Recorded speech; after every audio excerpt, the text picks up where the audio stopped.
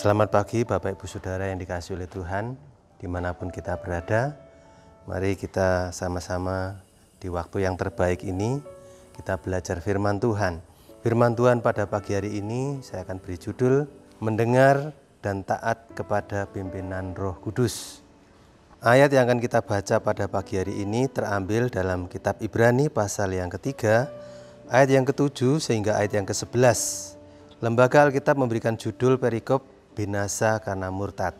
Sebab itu, seperti yang dikatakan Roh Kudus, pada hari ini, jika kamu mendengar suaranya, janganlah keraskan hatimu seperti dalam kegeraman pada waktu pencobaan di padang gurun, di mana nenek moyangmu mencobai aku dengan jalan menguji aku, sekalipun mereka melihat perbuatan-perbuatanku 40 tahun lamanya. Itulah sebabnya aku murka kepada angkatan itu dan berkata, selalu mereka sesat hati dan mereka tidak mengenal jalanku, sehingga aku bersumpah dalam murkaku, mereka takkan masuk ke dalam tempat perhentianku. Amin. Ada dua syarat bagaimana cara kita supaya lebih hari lebih bertumbuh di dalam pimpinan Roh Kudus. Yang pertama, Bapak Ibu Saudara, sebagai contohnya adalah bangsa Israel. Bangsa Israel meskipun disebut umat pilihan Allah, mereka telah tersedia yang namanya tanah Kanaan, dipimpin menuju tanah Kanaan. Dan tanah Kanaan ini dikatakan adalah lambang dari perhentiannya umat Israel. Itu tersedia, namun hal itu mereka tidak capai. Karena apa? Yang pertama, ini alasannya mengeraskan hati. Ayat yang ke-7 tadi dikatakan, sebab itu seperti yang dikatakan Roh Kudus. Jadi Roh Kudus sebetulnya sudah berbicara kepada setiap umat Tuhan. Pada waktu itu konteksnya bangsa Israel melalui Nabi Musa. Tuhan berfirman, menyampaikan firman-Nya. Pada hari ini jika kamu mendengarkan suaranya, janganlah keraskan hatimu seperti dalam kegeraman pada waktu pencobaan di padang gurun. Jadi sebelum mencapai tanah Kanaan, mereka berada di satu tempat, yaitu padang gurun. Nah, padang gurun ini merupakan tempat yang tidak nyaman. Bahkan di tempat yang tidak nyaman pun umat Allah dididik untuk belajar, mendengar dan taat apa yang disampaikan oleh firman. Pada hari ini berarti setiap hari ada firman Tuhan. Berapa tahun orang Israel menempuh perjalanan sejak dari keluar dari tanah Mesir, menjalani padang gurun sampai masuk kepada tanah Kanaan. Itu hitungannya puluhan tahun. Mengapa demikian? Karena Tuhan ingin mendidik orang Israel supaya umat-umat Allah ini berkarakter seperti Tuhan yang menjanjikannya. Tuhan dalam memberikan tanah Kanaan ini tidak sembarangan. Tidak semua orang bisa masuk ke sana tanpa terlebih dahulu mendengar dan taat pimpinan Roh Allah. Barang siapa yang tidak mendengar dan taat kepada pimpinan Roh Kudus lewat firman-Nya, takkan mungkin masuk tempat perhentiannya. Jadi jangan keraskan hati. Mendengar itu sebetulnya diawali bukan saja lewat telinga yang kita bisa tangkap suara apapun itu. Tetapi yang paling penting dalam mendengar adalah bagaimana sikap hati kita saat kita mendengar firman itu. Telinga ini otomatis mendengar suara apapun. Tetapi hati, sikap hati itu tidak otomatis. Kitalah yang sendiri yang harus mengarahkan. Suara apa yang akan kita dengarkan? suara apa yang akan menjadi perhatian kita, itu ditentukan dari sikap hati kita. Bagaimana orang bisa mengeraskan hatinya ketika mendengarkan firman sekalipun dia umat Allah? Karena bangsa Israel tiap hari itu melihat pimpinan Allah melalui tiang awan pada waktu siang, tiang api pada waktu malam hari. Mereka dilatih Allah kapan waktunya berangkat yang tepat sesuai dengan firman-firman-Nya, sehingga waktunya akan tepat kapan tiba di tanah Kanaan. Walaupun di suatu kondisi, di suatu tempat yang tidak ada air sama sekali, bahkan sampai 3 hari. Demikianlah Tuhan memimpin umat-Nya. Apakah Tuhan sengaja? Bisa jadi. Apakah umat Israel bisa dipercaya oleh Tuhan? Kelemahan bangsa Israel adalah sudah melihat tapi tidak percaya. Sehingga firman Tuhan mengatakan, sudah melihat tapi tidak percaya, itu namanya keras hati.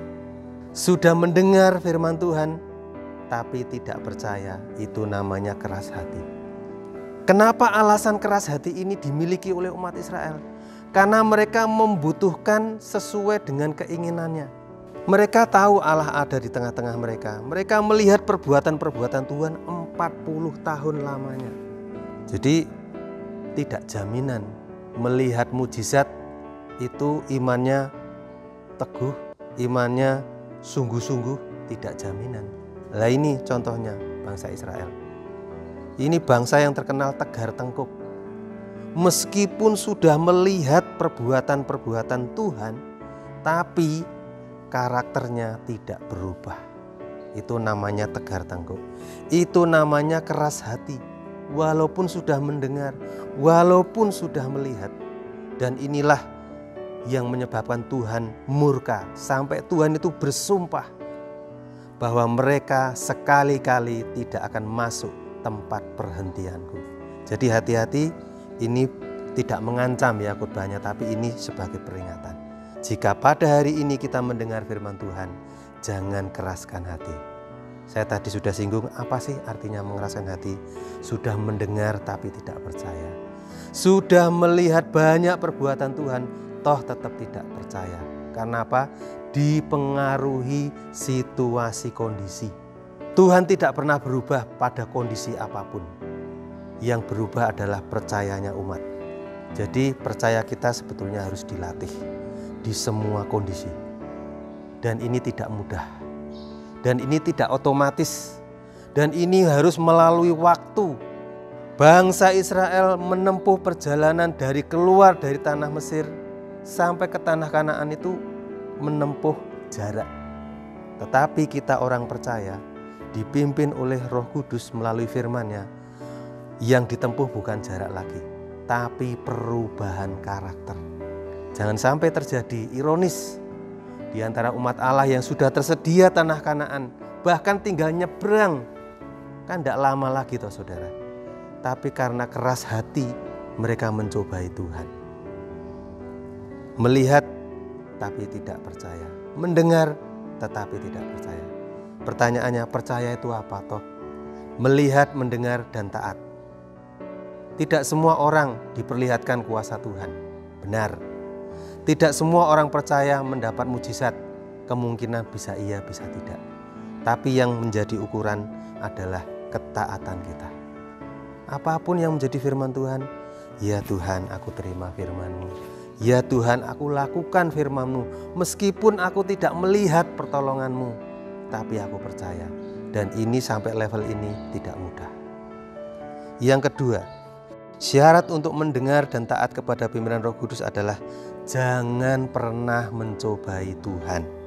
Ayat 9 mengatakan, di mana nenek moyangmu mencobai aku dengan jalan menguji aku. Di mana mereka menguji Tuhan? Rupanya hal ini satu kali peristiwa disaksikan di dalam Bilangan pasal yang ke-13 ayat yang ke-30 sampai ayat 31. Kemudian Kaleb mencoba menenteramkan hati bangsa itu di hadapan Musa, katanya. Tidak, Kita akan maju dan menduduki negeri itu sebab kita pasti akan mengalahkannya. Ini versi Yosua dan Kaleb. Tapi versi yang lain, 10 pengintai yang lain mengatakan demikian, ayat 31 bilangan 13. Tetapi orang-orang yang pergi ke sana bersama-sama dengan dia berkata, kita tidak dapat maju menyerang bangsa itu. Alasannya apa? Karena mereka lebih kuat daripada kita. Sekali lagi, mereka melihat kenyataan fakta, mengukur dirinya sendiri di depan fakta itu. Tetapi beda dengan Yosua dan Kaleb. Faktanya memang besar, faktanya memang lebih kuat, tetapi dia tidak melihat faktanya itu dianggap nol. Enggak, faktanya tetap ada. Tetapi lebih dari fakta itu adalah Allah yang dia percayai. Dipercayai walaupun tidak melihat, namun percaya bahwa fakta yang besar sekalipun, firman Tuhan dicatat di sini, kita akan maju, kita akan menduduki, dan Yosua mengatakan pasti akan mengalahkannya. Wow, luar biasa bukan? Ini level iman yang tidak sembarangan.